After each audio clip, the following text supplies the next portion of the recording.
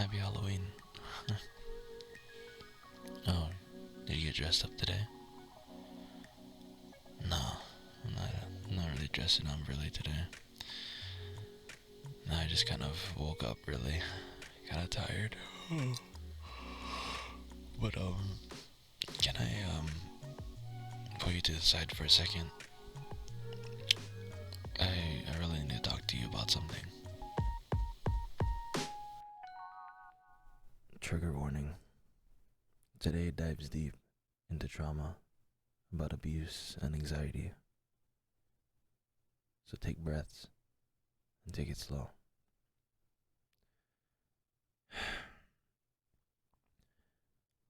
I hate waking up finding it hard to say I love you. On reoccurring occasions, I've asked you, where were you? Where were you when every night we spent together, all I had was nightmares? You never held me once. This is why it's so hard to say I love you. Fuck.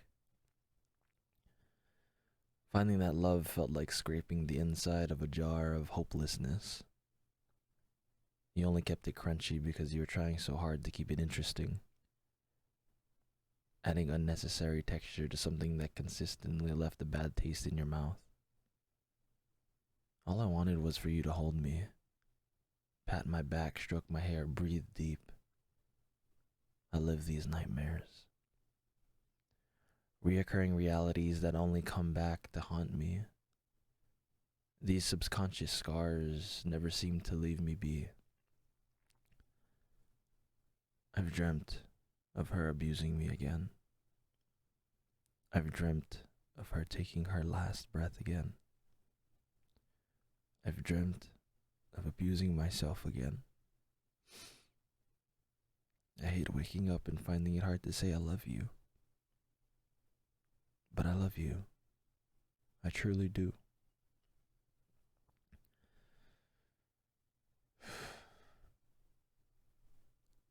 All right.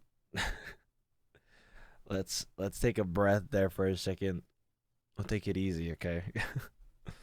Welcome back everybody to episode 4, our Halloween episode of Memos of a Low-Key Poet. This one I initially wanted to talk about fear. And then fear kind of led to nightmares, and nightmares led to reality, and then I just kind of spiraled. I will say that I did write this poem right after I had a nightmare at 4 a.m. I had a nightmare at 4 a.m. and I felt so shocked and so awake that I immediately, like, this one was written on my phone because I was writing it on my phone. And I felt the need to just write it down because everything that I was processing in my head was just going through phrases, going through phrases that we'll talk about. But I hope you're doing well.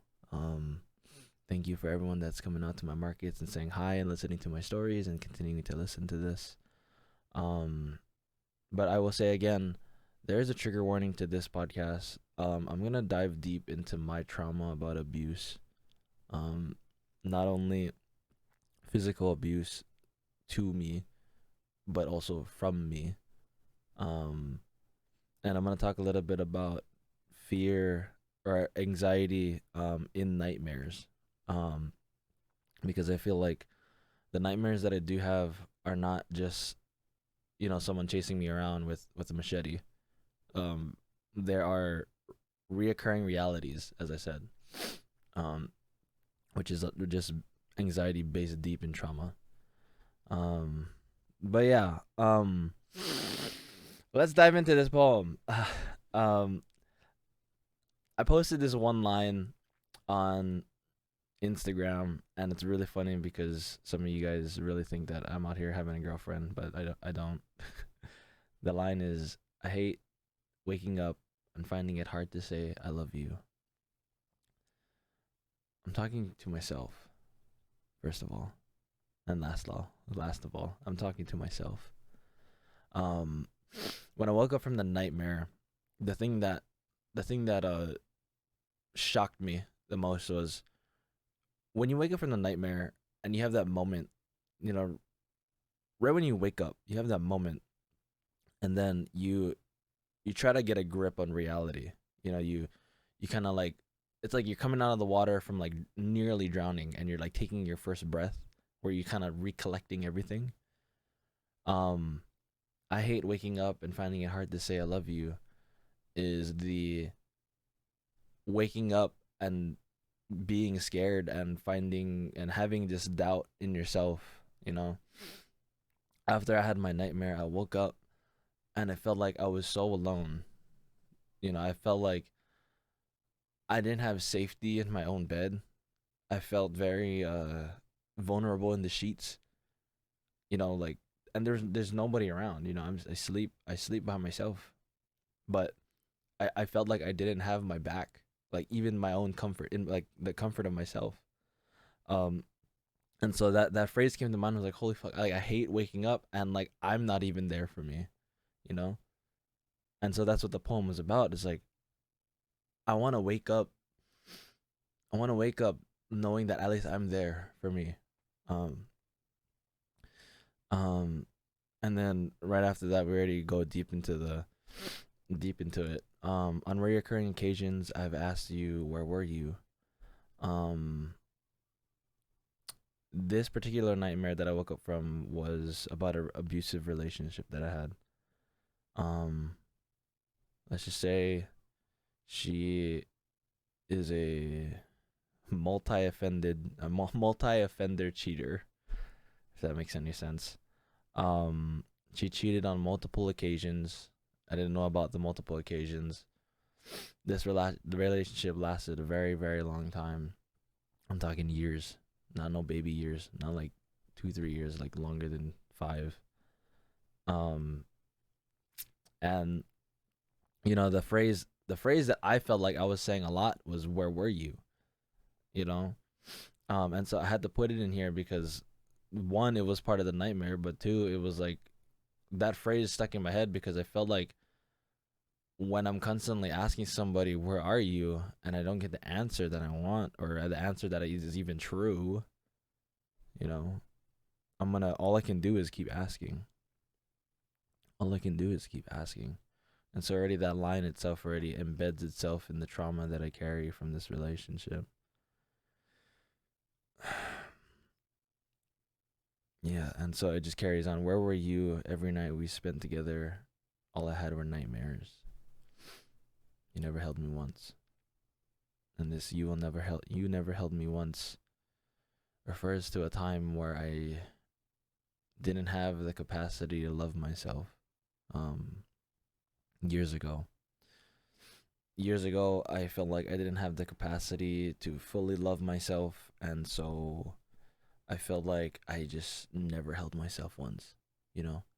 Um I am I'm an individual that is seeking constant, you know, constant improvement, constant you can do betters, constant like there's always something wrong with the product, there's always something wrong with the plot, there's always something wrong with the people call that a negative Nancy, but it's just to me there's always something more, and earlier a couple years ago in my lifetime, I felt the I felt that weight just exist, and I was never truly happy with a lot of different things, and so even including myself, like I didn't like how I looked, I didn't like how I felt, I just wanted to do better and be better in my class, and like um just be the best.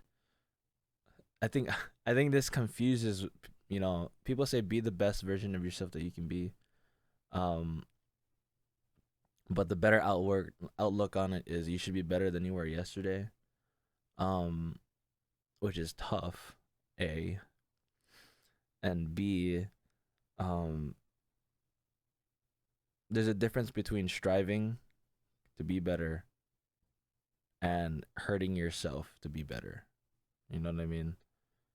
like when you're training for a marathon or a lift or like a test or whatever, the more you give yourself shit, the worse your results you're gonna get. Um, so when you strive forward, try to have the best mentality that you have, and it's the only way you're gonna do it. Um, I'm not gonna lie. This next part of the poem, I was hungry. Yes, the stages of having a nightmare with Zach. The stages of having a nightmare with Zach. I get really lonely, and then I just get hungry. I just get hungry. Yeah, the line here is finding that love felt like scraping the inside of a jar of crunchy hopelessness. That's what it feels like sometimes. You know that moment when you trying to take a knife or like a spoon, and you're like knuckles deep in like a jar of like peanut butter, but you just can't get anything out of it. Yeah, that's what it felt like at multiple points of my anxiety attacks, or like my low key depressive episodes, is that it was hard to find anything in that jar, like it just felt hopeless, that like I was literally just trying to dig stuff out, and the effort was not even worth it. Um because I wasn't consistently feeling my jar in the first place. Um yeah, the adding unnecessary textures to something that here we go. You only kept it crunchy because you were trying so hard to keep it interesting. This is also the backlash, or the thought to my abusive relationship. Um I'm a big hopeless romantic. And I think throughout the years, even though there were things that were happening that where obviously couples are gonna fight and all that type of stuff. When you're trying to keep it interesting, you're trying so hard to keep it interesting, you're making things crunchy on purpose. That's when you got a problem. If you're trying that hard to keep it lively for you or interesting for you, um and you're just gonna continue to try to force it on yourself, you're just gonna get a bad taste in your mouth. um in my experience with the relationships that I've had, I feel like the easygoing ones are the ones that you want to keep, you know, not just romantically, but even with friends, even with homies. Ones that are really easy to just vibe with and get along with right off the bat, just from the beginning. Um, you don't have to add the peanuts. You don't have to add the extra texture, because everything that you need already exists in that person, in that relationship, in that time. Um, and so just trying to make something interesting was more of a toxic trait than ever. I guess people say, yeah, like spice it up, but there's a difference between spicing it up and adding a whole nother element to like make it different. Um, I'm sorry, I'm like meandering through this poem because this I'm gonna open up a lot in this last section. As you can tell, I was already like choking up reading the last bit. Because yes, the I lived these nightmares deal. Um, whenever we have nightmares, I feel like, I don't know about you guys, but I usually, when I have nightmares, they're usually reoccurring. Um, like I will say, like in my lifetime, I've had like a handful of nightmares, and they just come back even stronger, or like, like, or they come back in like a different light, or like you're trying to like lucid dream your way out of it. Those are the nightmares that I have. But the ones that are not supernatural, that are not supernatural nightmares, the ones that feel too real, are the reoccurring realities. And I've recognize this the more that I dream journal a little bit more, is that I'm reliving moments that just I don't want to live. you know, I'm reimagining lifetimes that I don't want. My my dream or my nightmare that I had last night was, for some reason now when I dream about this ex-girlfriend of mine, the dream is always that we're together, like we're like still boyfriend and girlfriend. Um and it just like inside it just doesn't feel right, like it just, I know that I shouldn't be doing, like, I shouldn't be here, and it frightens me. Like I would say last night, it felt like I was still in the relationship, and I was very resentful towards her. I was very in the dream. We were together walking or something, and like she was trying to be very affectionate physically, and I just fully rejected all of it.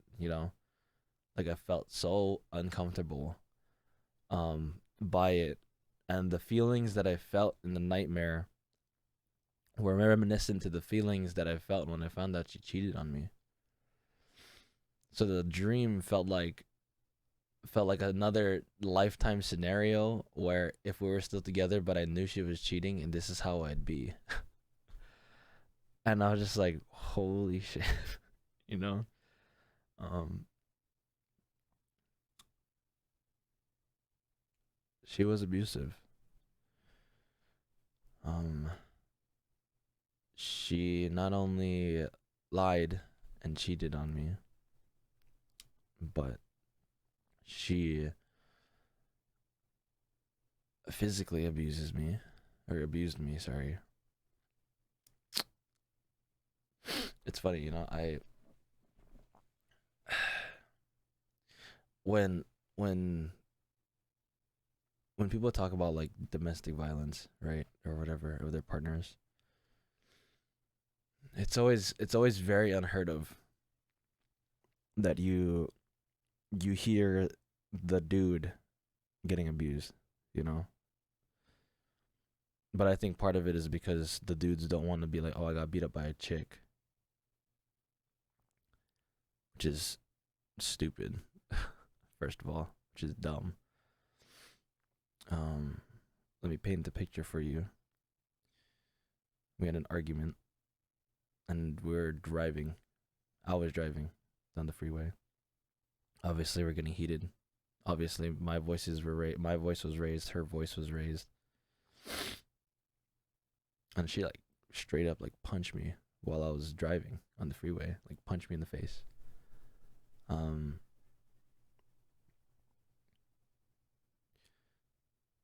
yeah, it stunned me for a bit, you know. Um, and I cannot even believe that like I was still with her after that. Um, Sorry, my allergies and my tears and my trauma are mixing together. Um, but I I think about that moment a good amount, you know.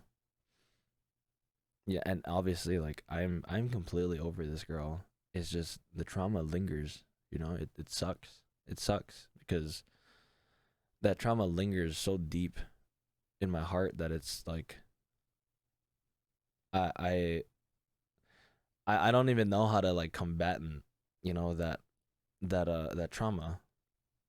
Like the thought of like getting into an argument with a significant other like scares me, you know?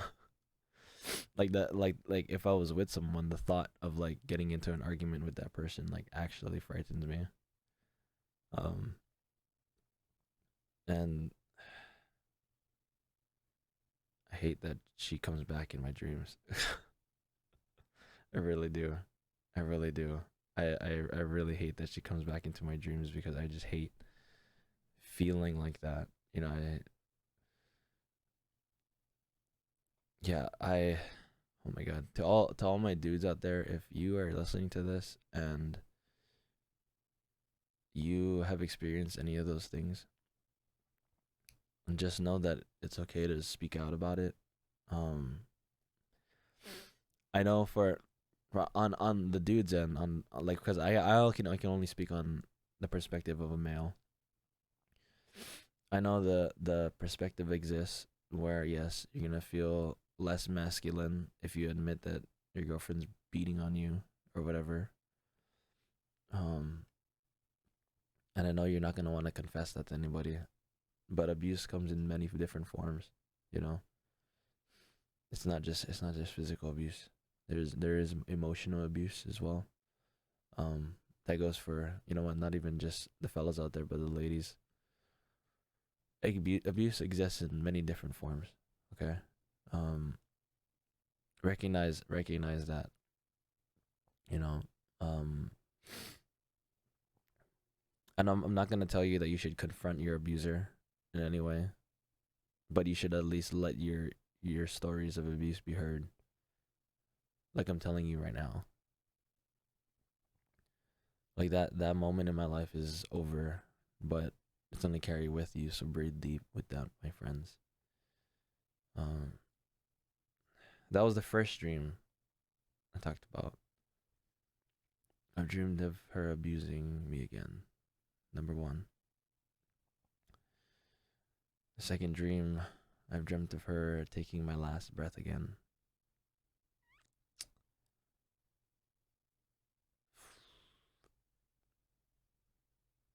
I miss my grandma. I um I dream about her sometimes,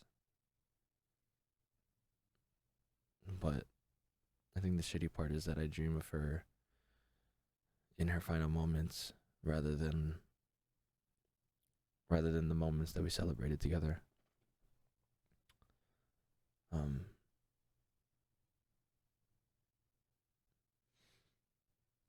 my grandma was very sick and she passed away last year.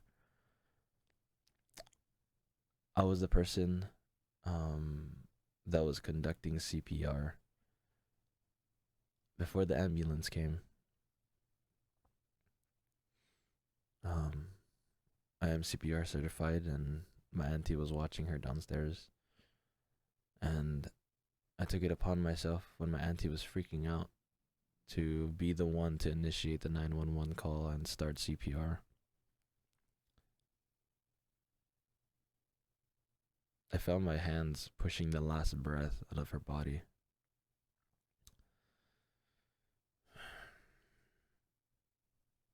It's a sight, you know? It's a sight. And it's a different feeling when you're pushing the air out of her lungs. And you can feel just the final breaths come out of her. And I don't know why. I don't know why when I dream of her, that's all I dream about. But the only reason I can believe is that it's just a vividly traumatic moment, you know?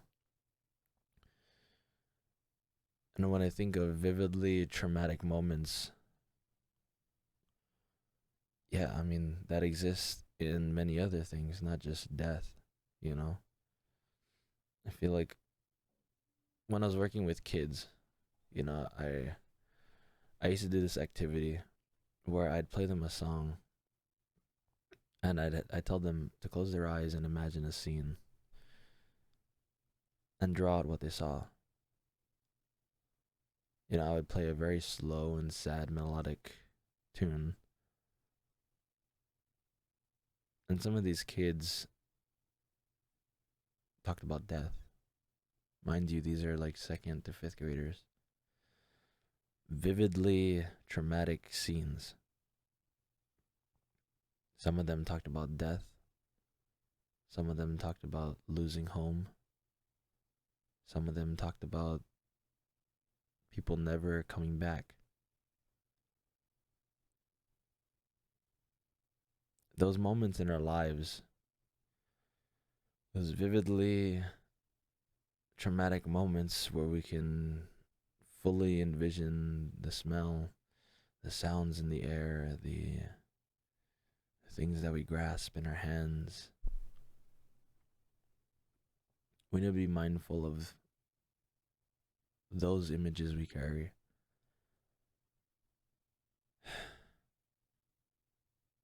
Because sometimes, although those things are not things you have full control over, accept that those events were things you had no control over, you know? I think that's the hardest part, is accepting that it wasn't your fault. It's more than likely not your fault.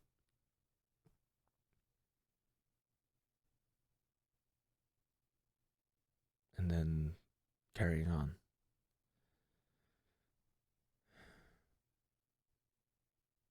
My last dream, I dreamt of me abusing myself again.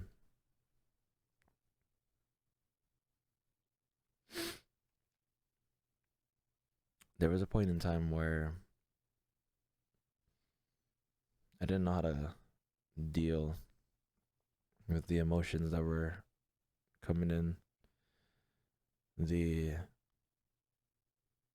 traumatic episodes, the panic attacks, the hope was running low. And there was a point in my life where I felt like I was just drinking a lot. I was drinking a lot to cope with things. And it was just awful. It was awful. It took one night, me drinking and turning into this person that I didn't want to be out in public. I didn't fight anybody or anything. I did raise my voice at people in public. I did want to fight somebody. But also just being a fucking dick face to like a bunch of people that legitimately cared about me.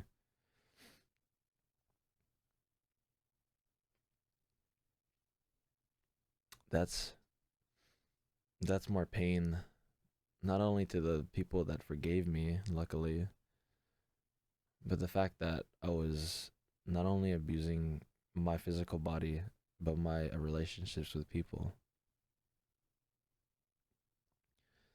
I feel like when you do things like that under the influence, and you start to banter or bash or lash out to the people that you care about the most, you're abusing your relationship with them. Because they have to forgive you. And you feel like they will. When there will be a day when they won't. Um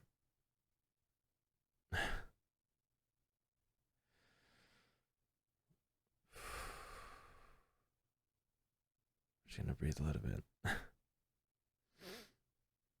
I hate waking up and finding it hard to say I love you. But I love you. I truly do. After the nightmare subsided and that initial shock washed over, I felt the warmth come back to my body. And that's what I'm happy about, is that I felt like I was giving myself pats on the back. I'm really happy and proud of the person and man that I am today. And just feeling that like blanket come back over me really reassured me that I'm better than where I was. Now that's a happy moment to end on, isn't it? And I'm glad that I can share this journey with you. It's a lot. It's a lot.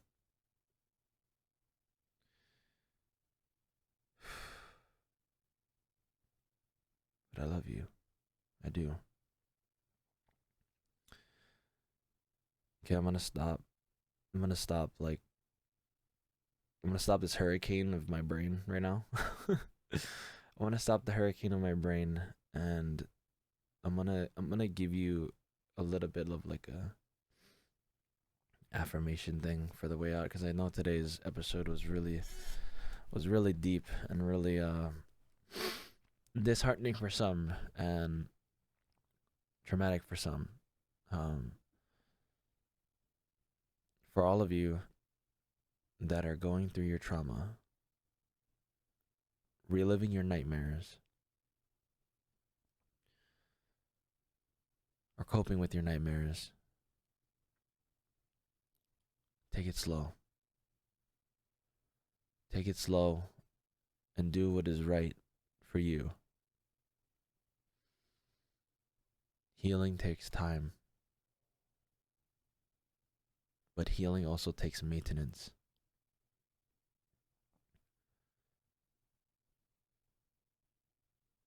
You may never find the cure to the trauma that you hold in your heart, but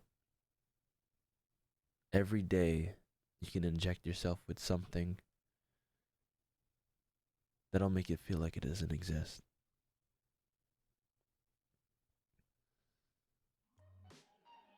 So did you take your shot today? Because you should. Because you deserve it.